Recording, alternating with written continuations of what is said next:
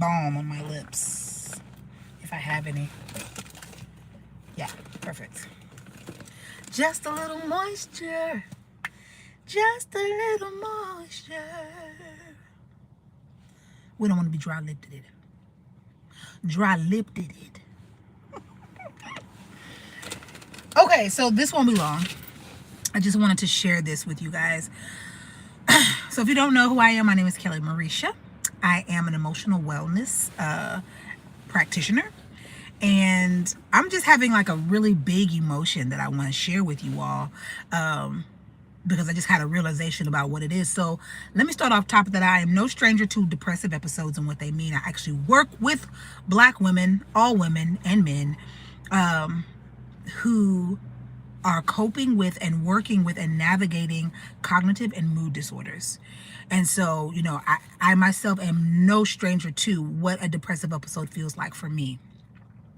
But today, I woke up this morning and I was like, okay, I feel like going somewhere. And so yes, I felt like going somewhere, but also my time is drawing nigh, that it's about time for me to go back home to Mexico. And I wanted to make sure I got all the things that I needed to get done business-wise while I was here in Dallas. And so I was like, okay, go ahead and let's get up. It's Monday. Let's not wait until the weekend and then you're trying to rush and then stuff's closed. Go ahead and like be proactive. And I'm really good about that because I like to minimize anxiety as much as possible. And that means just for me being a lot more proactive and doing stuff when I think about it and doing stuff earlier so that I don't have to worry about it. And I got up and I said, I got up and I was getting dressed and I like what I have on, but it wasn't what I wanted to put on. I really wanted to put on like something big and something loose. Now home in Mexico, I mean, I've got my share of muumuus, of big dresses, but I didn't have any here with me. And so I was like, well, let me just run by the thrift store, which historically has been like one of my favorite stores. The thrift store, I loved going to the thrift store with my mom. It was a bonding thing. Like we would have so much fun. In fact, we were there like 2 weeks ago at the thrift store and it was, I'm going to be honest, I noticed 2 weeks ago when I was there with my mom. Now, if you're a spoiled baby like me, right? I'm a spoiled baby. I'm telling y'all right now. Well, my mama, when you go shopping with your mama, you just start like, hey, you grown. I'm grown, y'all. Grown. I still be putting stuff on the belt for my mama to buy. Who don't do that? What adult children? If you don't, sorry for you. You just stick your stuff in there with your mom's. And she knows it's your stuff, but she's still going to buy it anyway, right? But I didn't have that. And I was noticing like I didn't even really stop to look at the dresses. And I wasn't, that excitement of like the find wasn't there. And I just thought maybe I was tired because truth be told, I had just driven 2 hours from Texarkana back to Dallas. I'm my mom's chauffeur when she comes into town. And so I had just done that and I thought maybe I just was tired, right? And I even remember at one point in time, one section of the thrift store I got kind of excited about was like the houseware stuff. But then I ended up sitting down like my dad used to do, like sitting down, just letting her shop and tell me when she's ready to go. I'll meet you up in the front, right? And I just thought that was odd because typically, like I said, that is my favorite store. Well, this morning when I said, okay, let me just go by the thrift store and grab some muumuus, grab some bigger dresses. And when I got outside, and then I said I needed to go to the bank too. So I went to the bank and handled my business first. But when I came out of the bank, I was like, well, do you want to go to the thrift store? And I was like, no, I don't think I want to go to the thrift store. And I started navigating, like, you're not even excited. You don't feel the same way about the thrift store. And I'm like, no, but I've been in Dallas for 5 weeks. So if I wanted to go to the thrift store, I could have done that week 1, right? And so I was really just sitting here like, you don't really want to go to the thrift store. And I made that kind of just understanding that, okay, maybe with this shift as an identity that I've just had, I just quantum jumped again. I've quantum jumped in the last 8 weeks. And so I'm kind of getting to know a different version of myself all over again. Quantum jumping is what I specialize in. And I do it with, I don't honestly do it as often as I used to do anymore because I jump so big and it takes a time to settle into where you jump. I'm just not,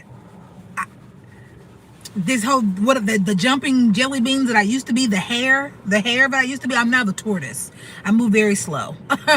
with my age and wisdom and maturity and my preferences, I just move a lot slower now. So I just, again, noticed that I really didn't have that thrill of the thrift store that I used to have. And I was just, I made that awareness. I had that moment, and I was just like, okay, you don't feel like going to the thrift store. You want to buy things new, no problem, right? So I drove to the park, and I'm sitting in the park now, and I was talking to my mom, and I was like, why do I feel like I'm getting ready to cry? But it's not a sad cry, right? It was confusing at first. And I just told my mom, I said, Mom, hey, I'm going to hop off the phone because I'm at the park and I want to enjoy, right? Which really just means, AKA, I need to think something through. I need to navigate something.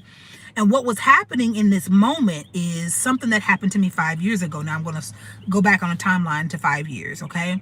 5 years ago, I went from 350 pounds to 192 pounds. And let me tell you how that was a psychological weight loss if I had ever experienced anything in my life. I did not know that the emotions and the psychology of weight loss were going to follow me. I just assumed that I was going to be smaller, cuter, and be in size 10 and 12, right? And I loved it, right? But I remember this one time I went to the mall in Louisville, Texas. There was a mall, I forgot, Vista Ridge. There used to be Vista Ridge, but it's not called Vista Ridge anymore. I don't even know if the mall is still there. But I went to that mall, and I went to Dillard's. I loved Dillard's, right? And I went to my normal section, the big girl section. And they were like, sweetie, you can't fit anything in this section. I was like, what do you mean? This is the only section I've ever known. This is my identity. I identify as a super plus size woman, right? I'm a big girl, big bitch. So all I had ever identified with was a big girl.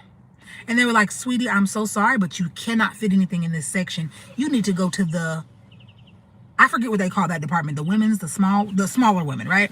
And I was like, well, where is that department? I literally turned into a child, like, because I've been fat since I was in the 3rd grade. I was like, so where is this department? She was like, well, you go back down the elevator and go to the corner pocket over here. So I'm walking like a lost fucking child in the mall, like, she won't let me shop in my normal spot. Now I gotta go to a new spot, and I don't know them, right? So I get to the new spot, and as I'm just kind of walking towards the new spot, I'm crying. And I'm even telling the sales lady, like, I don't really know what's happening. I'm just having some big emotions. Can you give me a moment? And I was crying because my body, I know what I identified with my entire life. I was no longer the plus size girl. I'm a size 10. And that was a shift. That was a mind fuck. And I literally was grieving the identity of being that plus size girl. And I really didn't understand what was happening in that moment. But it was a sorrow, and it was a grief. And it was maybe saying goodbye to something that I didn't really even get a chance to say goodbye to, because I didn't know what I was going to need to say goodbye to. I just didn't think about losing this amount of weight, this extreme weight loss is going to have you saying goodbye to an identity that you've identified with since 1992, right? And it was an incredible moment. And really, that was like my first understanding, even though I was not into quantum jumping at that time, but it was my first understanding of what quantum jumping means. And when people say you're not ready to quantum jump, sometimes that's one of the things that they're talking about. Like, you're not ready mentally to handle what comes with the quantum jump. You can get ready mentally with a coach, with the right person, because people that quantum jump can tell you what to look for when you jump and when you get over to the other side of the jump. You don't just jump and just start walking like business as usual. No, that is not. If you jump and start walking like business as usual, you're going to be back where you were. Honey, people say you can't travel backwards in time. Yes, the hell you can. It might not be like the movies portrayed it, but you absolutely can travel backwards in time several different ways, right? However, just grieving that identity that I was no longer that supersized big girl anymore. And the thing is that me being that big girl, I was a pretty big girl. I was a big girl that dressed well, that people loved, that was noticed. When I walk in the room, I was bigger than life. And I didn't have a bullying. I didn't have a bullying experience because I always dressed cute. I have an amazing personality, and that just wasn't the region that I was in. I just wasn't in that kind of community or region where they really like was pressing the big girl. Like, not like that. Not at least for me. I didn't have that experience. So, I was just a big girl that was celebrated. And so now I'm not that big girl. Are people going to notice me? Like, all of this is starting to crumble, right? And I did not know all of this was happening. I'm grieving being the big girl, the pretty big girl that dresses and that basically all eyes on me. And I said that to say today I was grieving that I am no longer the person that loves the thrift store. And when I say that it was a part of my identity, I actually, if you Google, and it might still be little remnants of it out there, if you Google thick thrift as a hashtag, you're probably going to see pictures of me. That was a part of my brand. I went an entire year without repeating an outfit. When I used to go to church, when I used to be Christian, it was a big thing to dress. I belong to the Church of God in Christ. So if you know anything about the Church of God in Christ or the Pentecostal church, not the Pentecostal church, because there are some sects of Pentecostal that are very like modest. Church of God in Christ, you dress your ass off, suited and booted, right? And so I remember going an entire year never repeating an outfit. Why? Because I was going to the thrift store every week. Don't play with me. What? Don't play with me. I was going to the thrift store every week and getting a new outfit and accessorizing, and I was a vintage retro baby, right?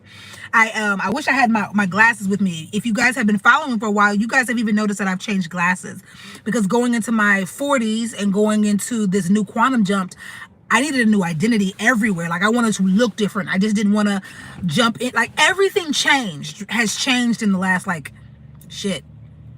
6 months, right? So severely, so drastically for me, which is amazing because I curated this. I curated this last jump that I did.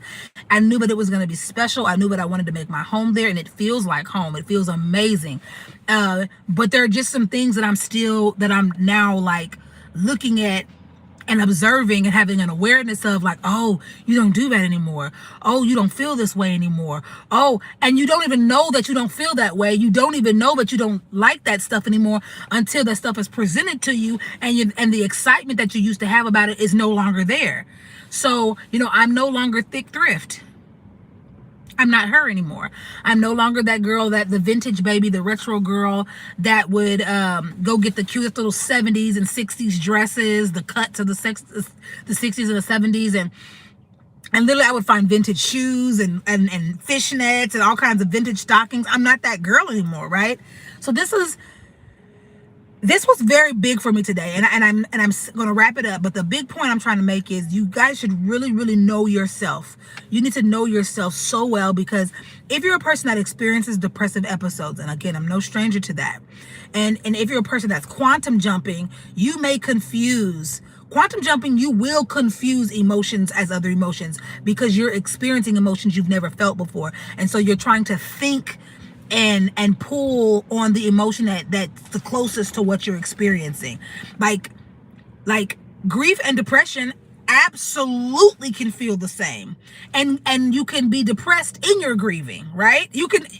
But that's not what's happening right now. I am simply grieving. I'm grieving that I am no longer thick thrift. I am grieving that I won't have those moments with my mom anymore in the thrift store where we both are so super excited. We won't have that anymore. Like, I have those memories and they were great, but I'm not that person that's going to sit in the thrift store for hours with her anymore and like be excited with her. I'm going to still drive her. I will go and sit down.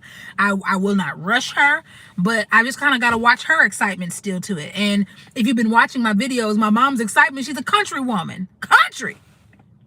So she just likes country things, and the country things still get her excited. She's not at the thrift store because she cannot afford to not be at the thrift store. Quite the opposite. My mom really just has the enjoyment of the thrift store and the enjoyment of getting things secondhand. I don't have that anymore.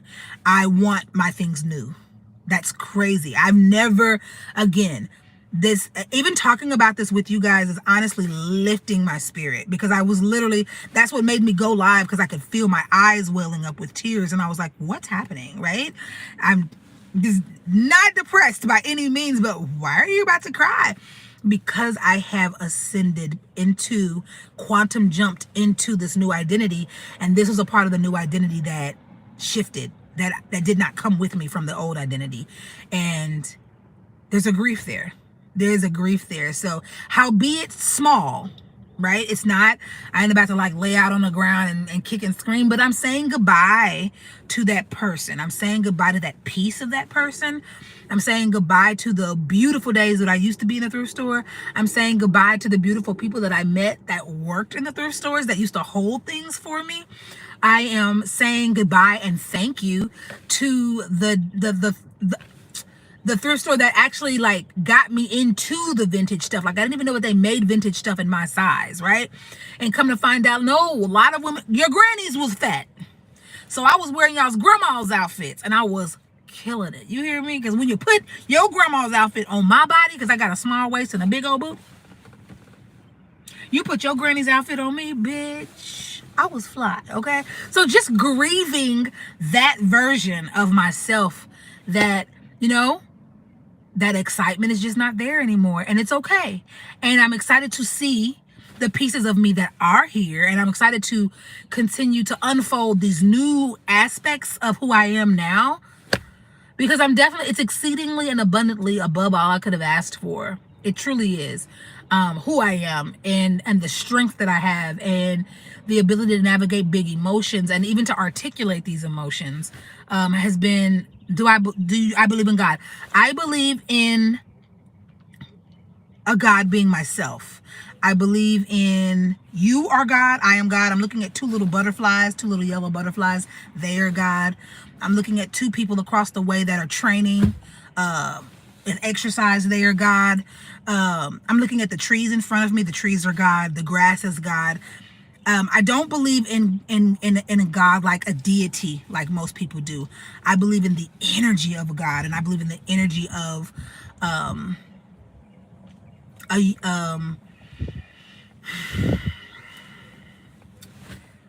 a source. That there could have been a source, one big thing that we all exploded from, and we're just different expressions of that.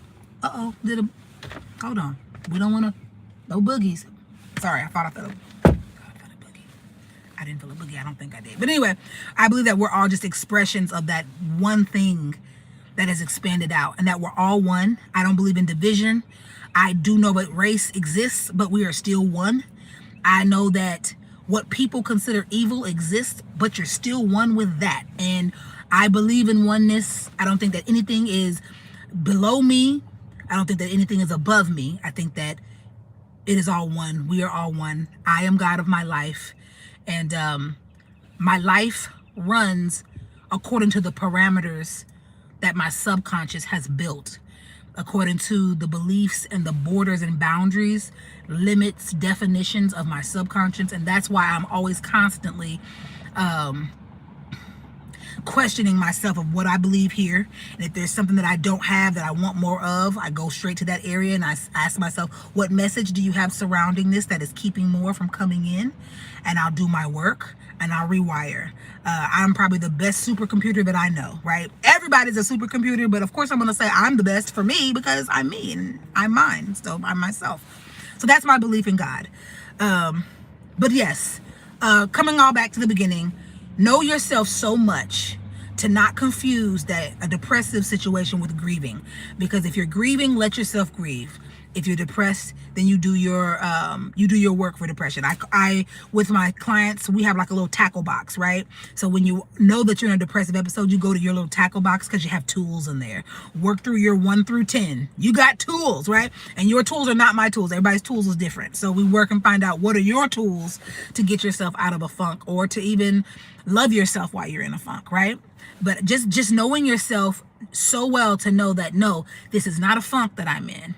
I'm grieving, and I'm going to allow myself that space to do that. So I'm about to hop off of here with you guys. I just wanted to share that.